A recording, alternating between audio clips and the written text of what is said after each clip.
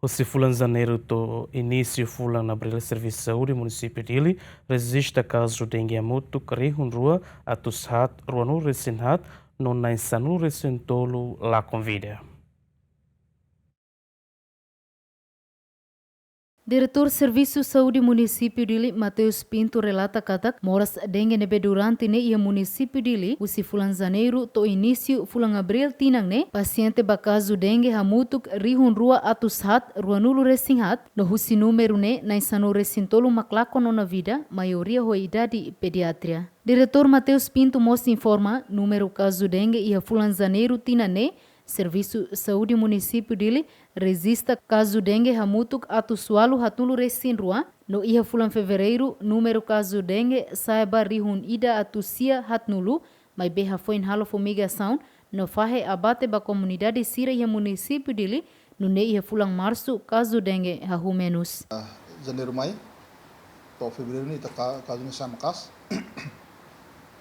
então ni janeiro to fevereiro janeiro ne ita ia 842, depois maio e fevereiro sai tang ia 1140, deve acontecer em fevereiro, então aí moro sira tamana em fevereiro ita halo comunicação dia 2 de fevereiro, então to março cobre março toma ita bela dehan reduz tamana ita ia março ne ia de 434, deve que ita registro.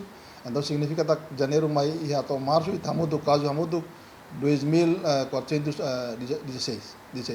Da maneira que kita boleh lihat redução de que significativo, husi março ni larang, bahir itu halo komunikasi, itu halo abatisasi de que lá, depois itu nia ali estudante sira de que ajuda para halo promoção educação saúde, ba comunidade, e fevereiro ni rohan mai.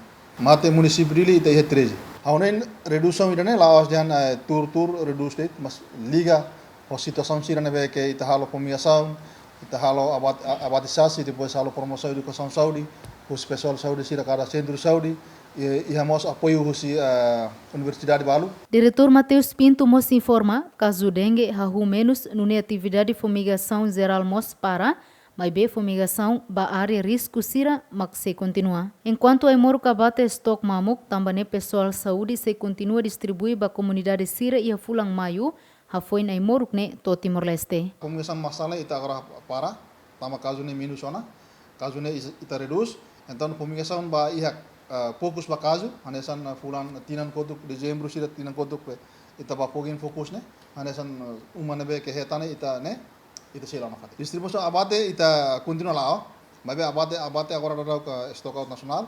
Então ia aprofundamento kata ke maio, anesane abate neto, mas malatio, mas se ia para o ensino ita bele continua halo comunicação.